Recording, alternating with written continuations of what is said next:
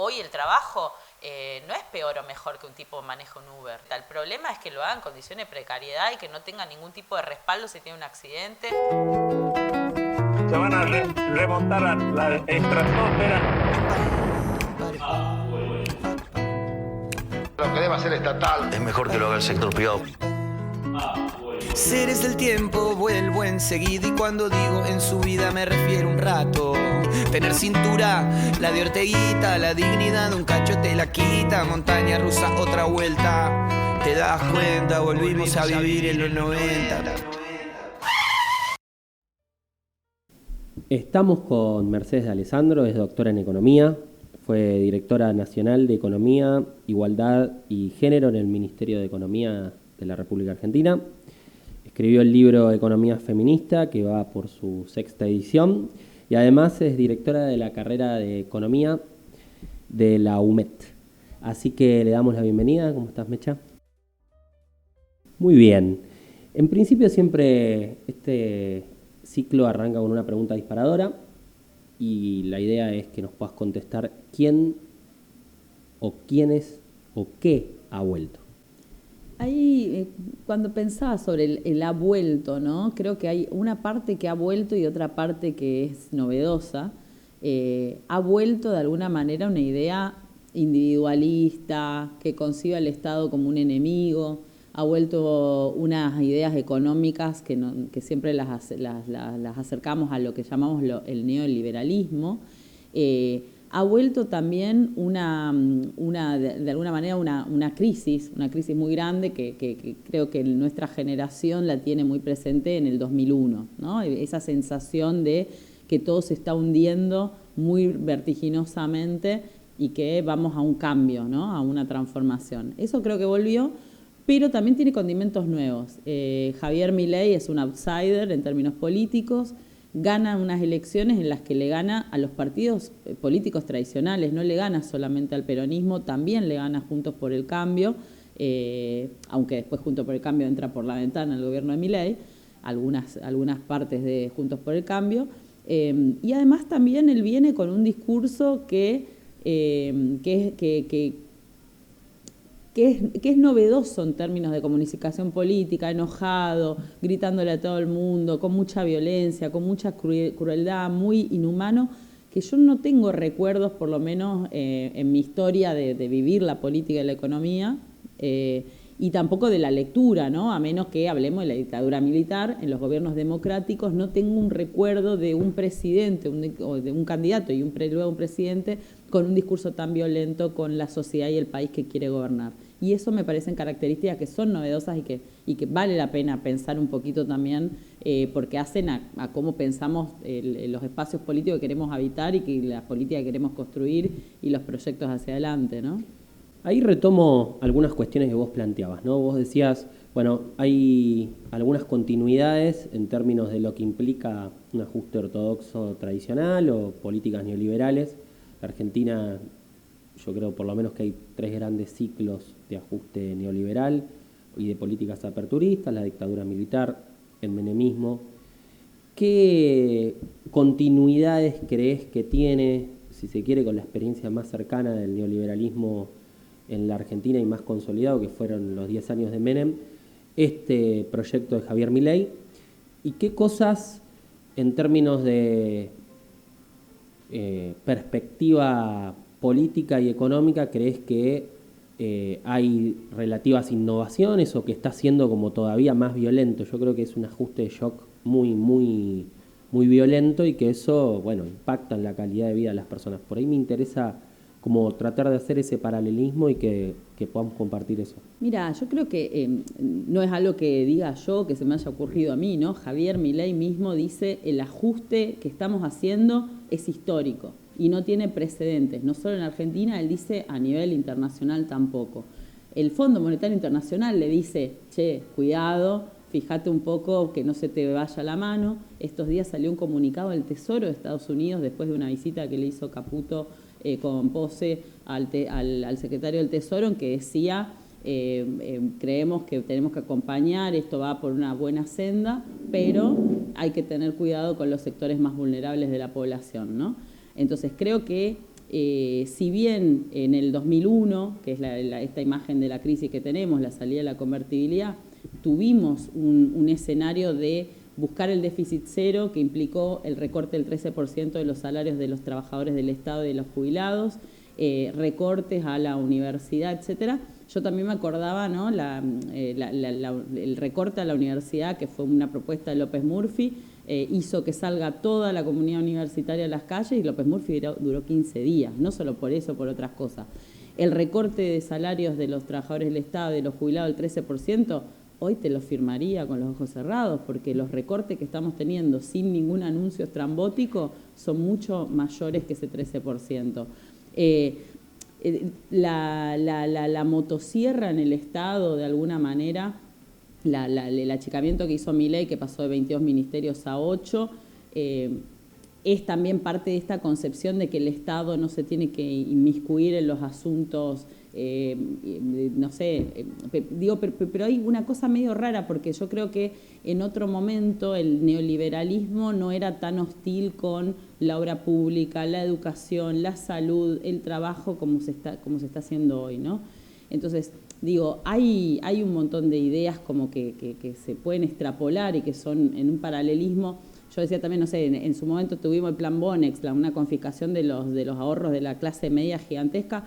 Hoy no está anunciado un plan Bonex, sin embargo, la licuación de los ingresos que obliga también a desahorrar a los que tienen capacidad de ahorro, pudieron ahorrar en su momento cambiando dólares encanutados abajo del colchón, sacándolos, desarmando plazos fijos, gastándote todos los pesos que podés tener en el banco porque no te da ningún rendimiento y te conviene más comprar arroz, fideos y azúcar y leche y tenerlo en la alacena que tener esos pesos en el banco.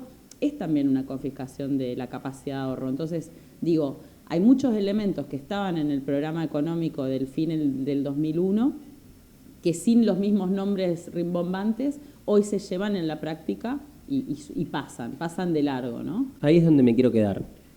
Digamos, bueno, podemos hacer un análisis teórico. Esto es un ajuste ortodoxo tradicional con innovaciones, con cuestiones que tienen una velocidad sorprendente, y eso impacta en la vida cotidiana de las personas de distintas maneras.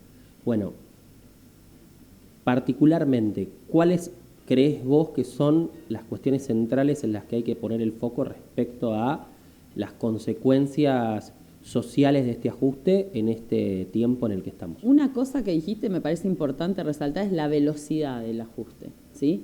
Esto está a toda máquina.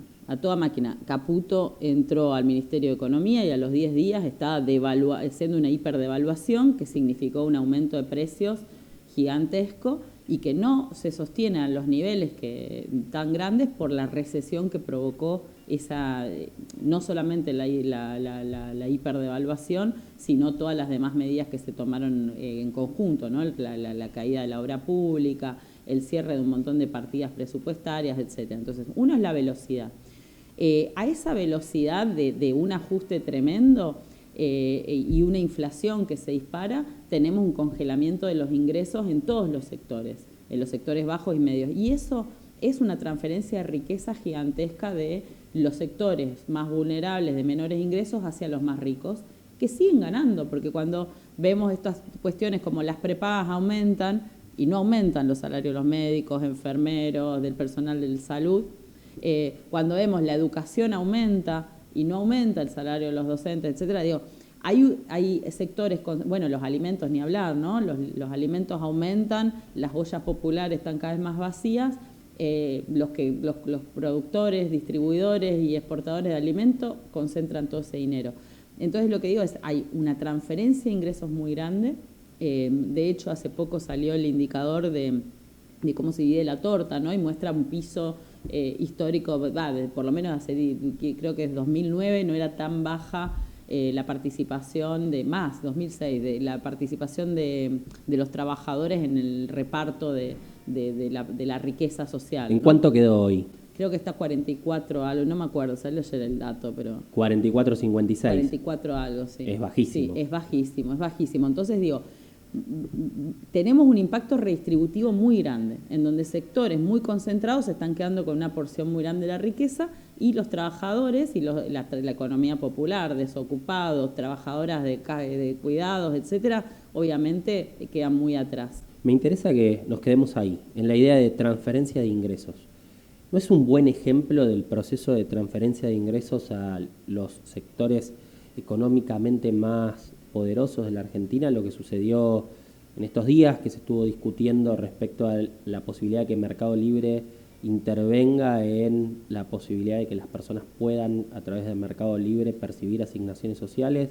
¿No es entregarle a Marcos Galperin, además de todos los beneficios que recibe por parte del Estado, un negocio multimillonario en términos de la posibilidad, de acuerdo a los tiempos con los que paga el Estado, de generar un proceso de bicicleta financiera con ese dinero? ¿Cómo lo ves? Sí, bueno, estos días se habló mucho de esto, primero es decir, todo surge también porque el Mercado Pago, se anuncia que Mercado Pago ahora va a ser una opción para recibir la asignación universal por hijo, asignaciones familiares, asignación por embarazo y algún que otro programita.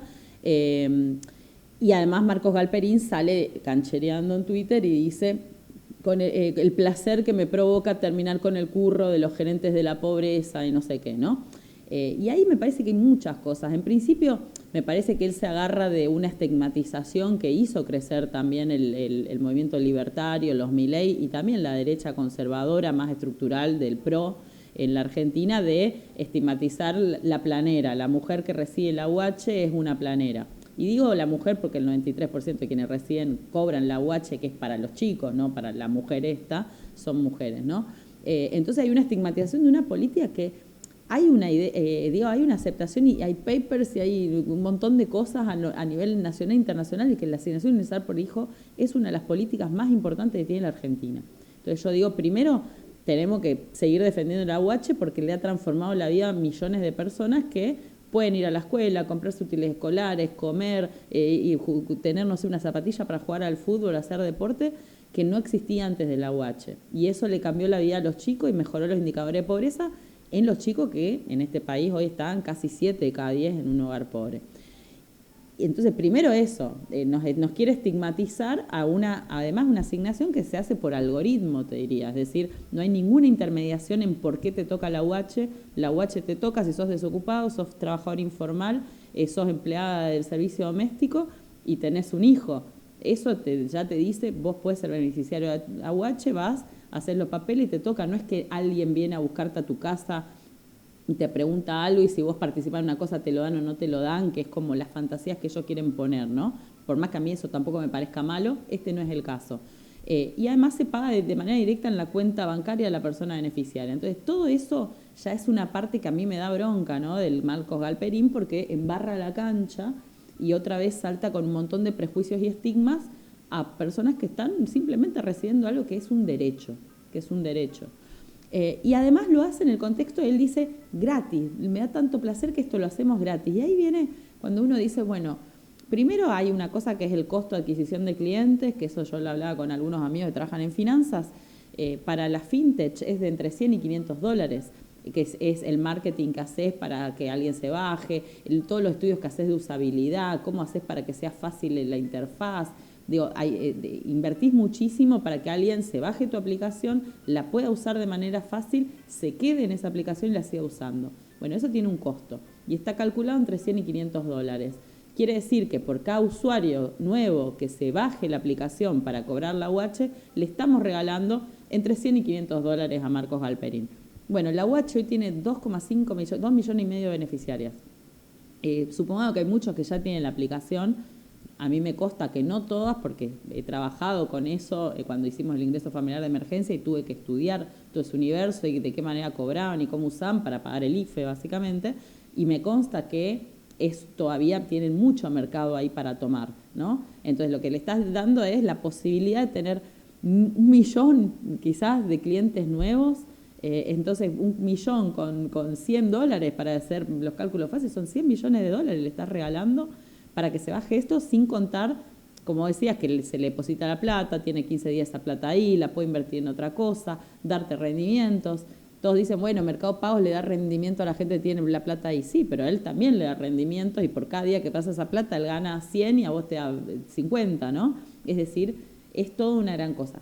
¿Los bancos hacen esto también? Sí, obvio que lo hacen también, pero ahí es donde a mí me parece que viene otro punto interesante de debatir.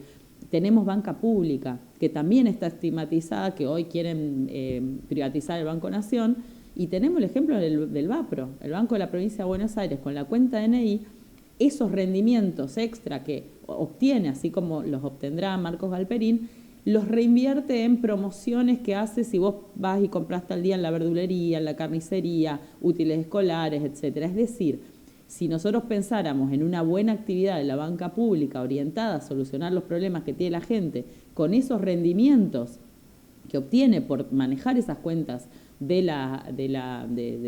los pagos de las asignaciones sociales, y es otra cosa. Acá lo que estamos haciendo es dándole un negocio a un magnate millonario, que además está bueno por esto que decías, ¿no?, de la redistribución de la riqueza. Un tipo que salió entre los 6 argentinos que están en la lista Forbes de los más millonarios del planeta, un tipo que aumentó 1.400 millones de dólares su patrimonio solamente el año pasado, un tipo que se mudó a Uruguay para no pagar impuestos en Argentina, ¿no? Quiere decir que encima que el Estado le da todo esto, él se fue a otro lado porque no nos quiere lo suficiente para aportar con sus impuestos en la construcción de ese país mejor que seguramente él sueña, ¿no?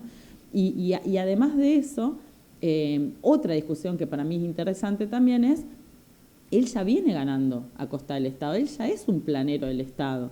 Él recibe por la Ley de Economía del Conocimiento alrededor de 100 millones de dólares, de los cuales la mitad de esos 100 millones de dólares es de exenciones de pagar aportes patronales. En realidad es todo lo que entra, no solamente aportes patronales, sino servicio de la seguridad social, ¿no? Entonces, él está ahorrándose de pagar los aportes de jubilatorios de los trabajadores de Mercado Libre y además también todos los aportes de salud y de las obras sociales de los trabajadores de Mercado Libre, cosas que después impactan en que nuestro sistema previsional esté más debilitado o que el sistema de salud esté también más debilitado, por los cuales seguramente después Marcos Galperín va a decir es insostenible, hay que sacarle la jubilación a las mujeres y la moratoria, ¿no? Como que digo que hay todo un entramado ahí de cosas que son un montón de, como decir, pestañitas que se van abriendo. Y encima de todo eso creo que hay un debate que, eso sí, tenemos que dar quienes somos del otro perfil, ¿no?, de que hoy somos la oposición al gobierno de Javier Milei, que es ¿por qué el gobierno de Alberto Fernández y específicamente el Ministerio de Producción le da el ok a Galperín de que pueda adherir a la Ley de Economía del Conocimiento y quedarse con 100 millones de dólares anuales, ¿no?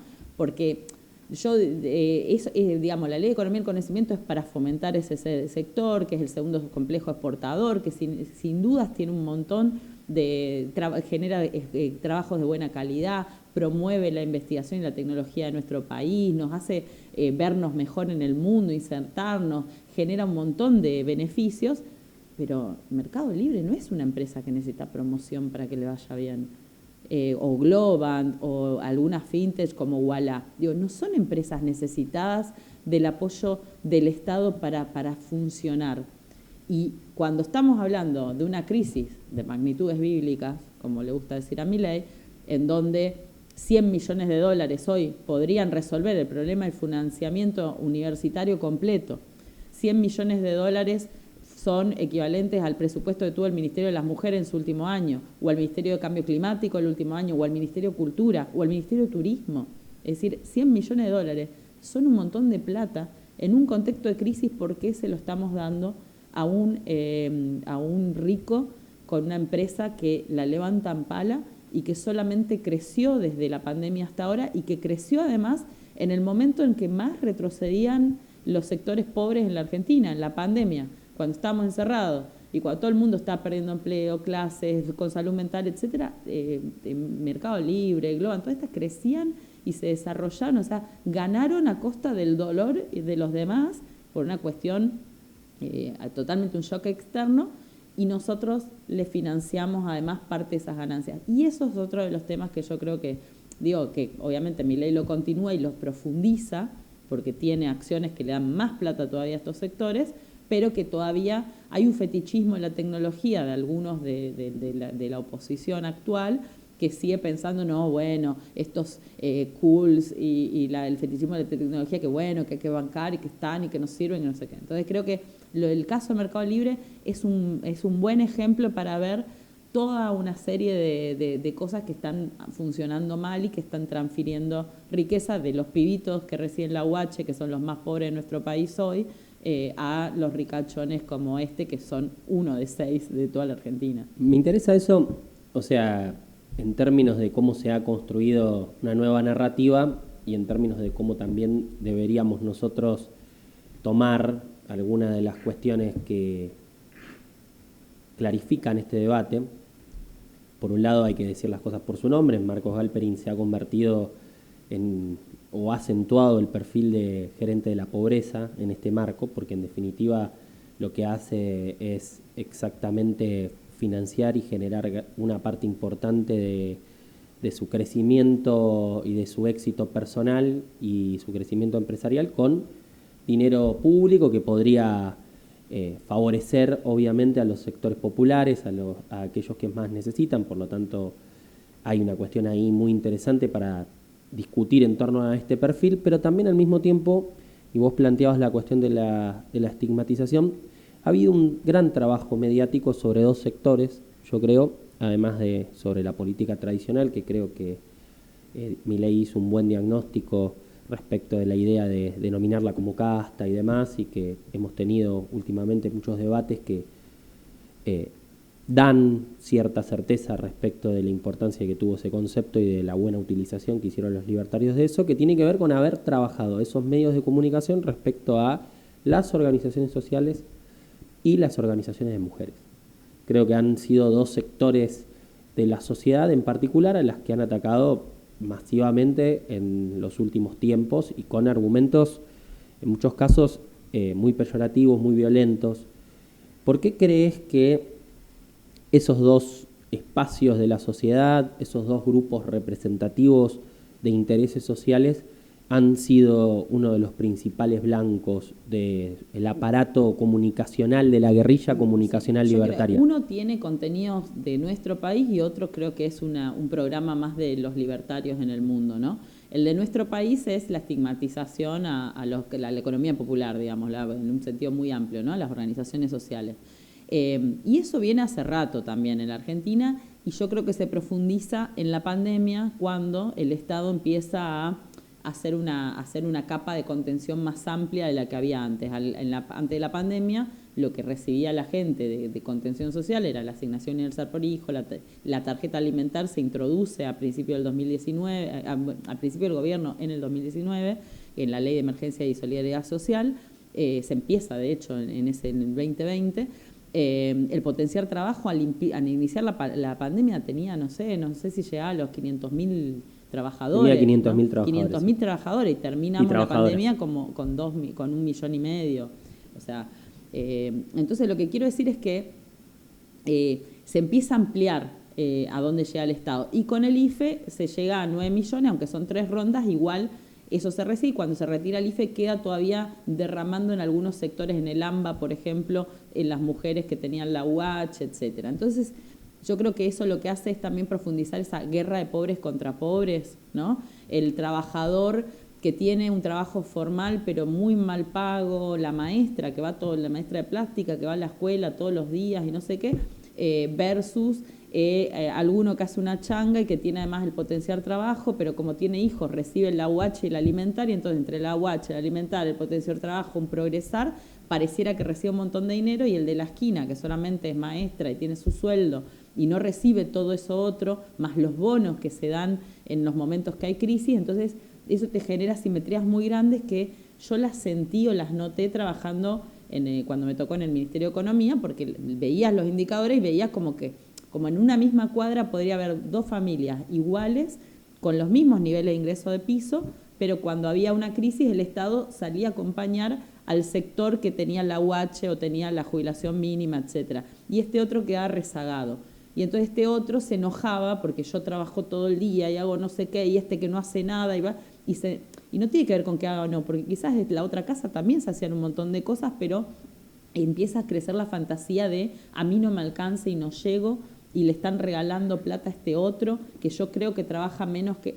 Digo, eso venía sucediendo de antes. Yo creo que la reacción del Estado, que para mí es la que había que hacer, no estoy diciendo que no había que hacer, pero de alguna manera promueve esta diferenciación. De eso no se sacan después conclusiones de cómo podemos tramitar mejor para que esto sea compatible, no genere estas rispideces también, y eso lo aprovecha muy bien la derecha para decir son todos planes, no sé qué, y tirar más leña al fuego, ¿no? Entonces yo creo que hay una parte de que hay una asimetría y que creció además porque crecieron los beneficiarios de estos programas, porque la pandemia arrojó a mucha gente a situaciones de informalidad y a pérdida de empleo y pérdida de espacios, ¿no? Y el Estado salió a responder. Pero hace rato que hay un problema con la respuesta del Estado en estos sectores, que se viene acumulando un montón de planes y de cosas que buscan resolver y la pobreza no baja, ¿no? Y no mejoran las condiciones de empleabilidad y todo eso. Entonces ahí hay un problema. ¿Y creéis que ese problema de la política social tiene que ver con una característica de que no estuvo enfocada desde una matriz productiva? ¿Crees que tiene que ver con que la mirada que tuvo fue excesivamente asistencialista? ¿Qué diagnóstico haces? Yo creo que hay una mirada muy asistencialista, que también creo que empiezan a cambiar, y ahí me engancho con lo de las mujeres, ¿no? Que hay algunas cosas que también quedan fuera de una, no sé, cuando hablamos de unidades productivas. Un comedor no es una unidad productiva, sin embargo, favorece que haya posibilidades de producción en un montón de lugares, porque si vos no tenés dónde darle de morfar a los pibes, hacer la ayuda escolar, tramitar a alguno que está enfermo y que lo necesitas cuidar, la mamá que pueda salir y quedarse en algún... Digo, los centros de desarrollo infantil, los clubes, los centros culturales, etcétera, cumplen una función también que muchas veces no se entiende como... Entonces digo, creo que hay muchas cosas que trabajar ahí, que muchas veces la coyuntura te lleva puesto, ¿no? Y esas discusiones de fondo, de transformación. Para mí muchas veces, cuando se hablaba de la economía popular, yo decía, bueno, debería haber un espacio en el Ministerio de Economía también para trabajar de esto, porque si no queda solo en desarrollo social, y desarrollo social entonces tiene una mirada más asistencialista que productiva.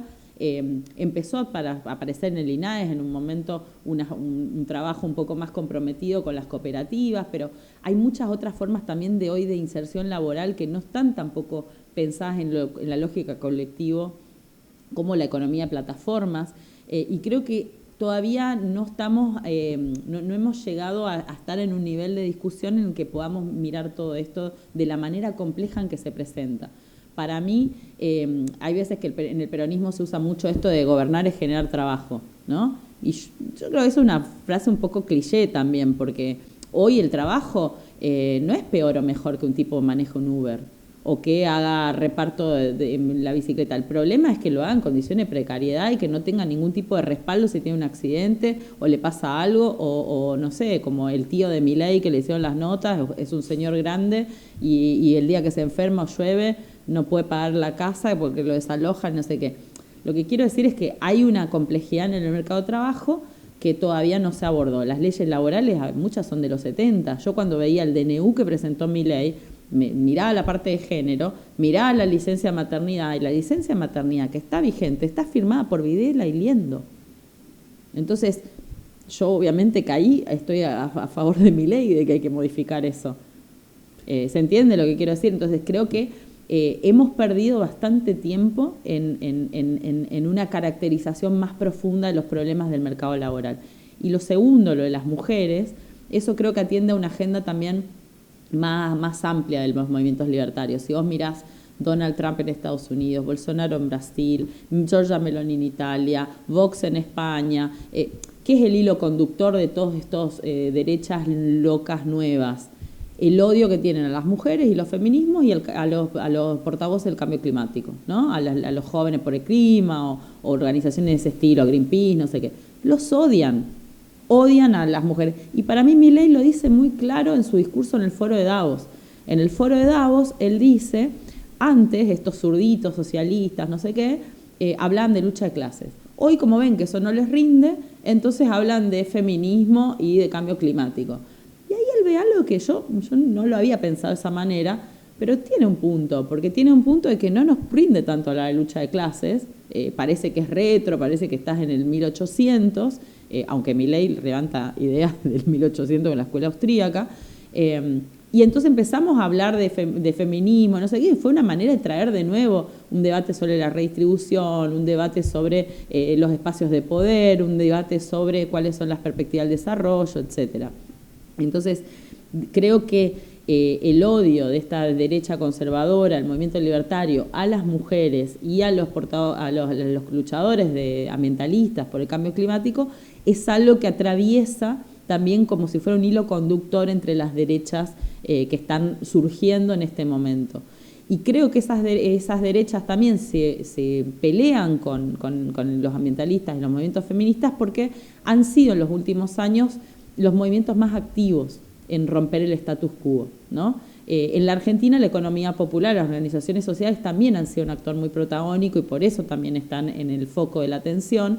No ha sido el movimiento estudiantil, no ha sido la CGT en los últimos 10 años un actor principal. El actor principal en la escena en Argentina ha sido los feminismos y la economía popular. Han sido los que han salido a la calle con demandas, ampliado derechos, luchado por conquistas de leyes, con más o menos éxito, ¿no? El feminismo ha tenido muchos éxitos. Y a nivel internacional también, los movimientos por el cambio climático, por contener impacto, y el feminismo han sido los actores más fuertes. Entonces creo que por eso las derechas libertarias los han elegido como enemigos, porque son por donde viene la transformación y el cambio. Y fíjate qué éxito que tienen, que muchas veces dentro de el peronismo, en su sentido más amplio, aparecen también quienes dicen perdimos porque se pasaron 2 pueblos las feministas.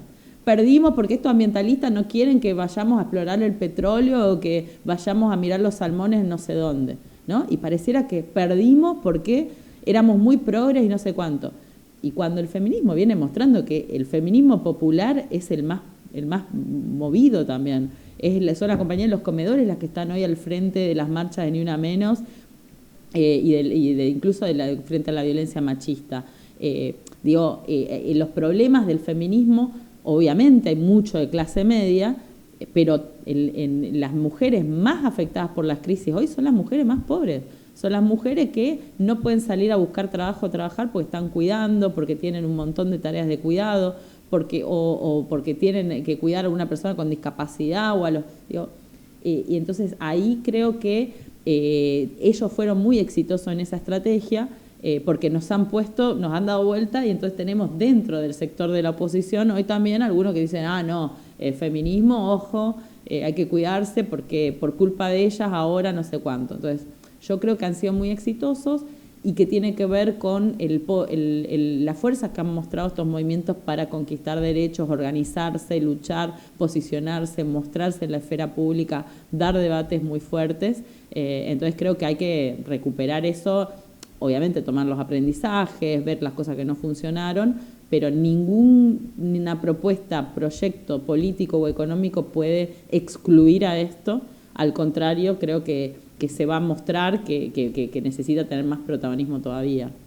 Y ahí me quedo con 3 cosas que planteas. Una, me parece muy interesante ese concepto de que la nueva derecha, el alt-right actual, plantea la idea de que los viejos socialistas o los viejos comunistas o los viejos comunismos o socialismos se han reconvertido en términos de empezar a plantear ya no grandes relatos, sino discusiones sectoriales en torno a cuestiones culturales, y han reinventado algunos ejes desde donde politizar a la sociedad. Por eso plantean que el movimiento de mujeres, que los movimientos por el cuidado del ambiente son parte de ese proceso de intervención de las izquierdas en esos debates, y justamente hay publicaciones en torno a eso vinculadas a que efectivamente son nuevas formas de adoctrinamiento y nuevas formas de intervención en la esfera pública. Eso por un lado me parece muy interesante. De hecho creo que Agustín Laje, que trata de reversionar a Gramsci en algunas cosas, lo trae.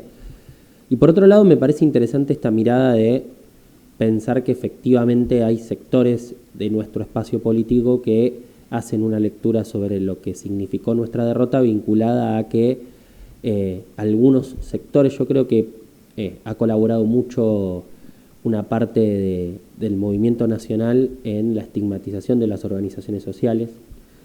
sobre todo porque hay una amenaza flagrante a sus propios intereses, en términos de que eso después fue retomado por los sectores de poder para construir un discurso todavía más radical en torno a eso.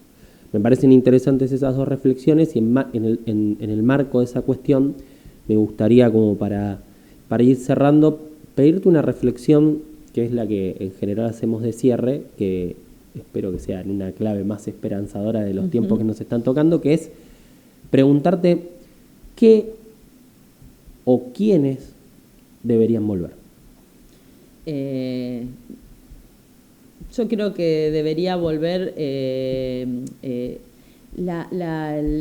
¿cómo decirlo? Como creo que perdimos el ocupar un lugar de construcción, un sueño realista y habitable y lograble, ¿no? Como que el último tiempo creo que fuimos muy status quo, muy institucionalistas, muy del no se puede, hay que contener, cuidar lo que tenemos, no sé qué, no sé cuánto, y perdimos un poco la capacidad de crear o ilusionar con un futuro que obviamente sea realizable, ¿no? No un futuro utópico, inalcanzable.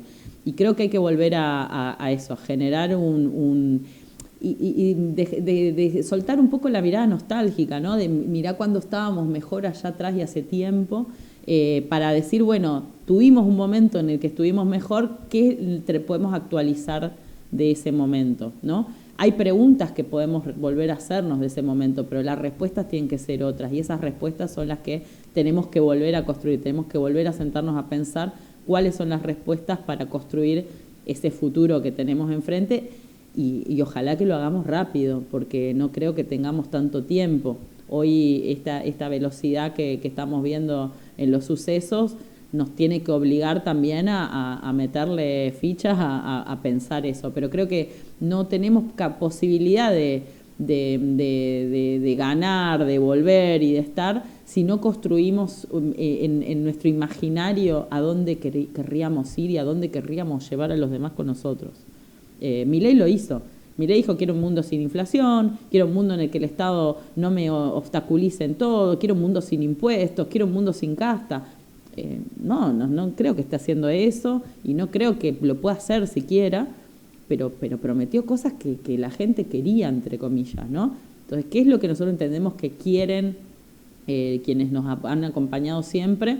Y qué es lo que nosotros también queremos, porque yo creo que es un momento también para sacarse un poco de pesos de encima y ataduras que veníamos sosteniendo, ¿no? Y veníamos como cargados de cosas que ya, lo digo personalmente, yo ya no podía más con algunas cosas, ¿no? Creo que es un momento de aprovechar para reescribir algunas cosas y liberarnos también de esas ataduras. Interesante, livianos de equipaje, quizá podamos construir otro horizonte predictivo. Te agradezco mucho, Mercedes. No, gracias a vos. Un rato, tener cintura, la de Orteguita, la dignidad de un cacho te la quita, montaña rusa, otra vuelta, te das cuenta, volvimos a vivir en los 90.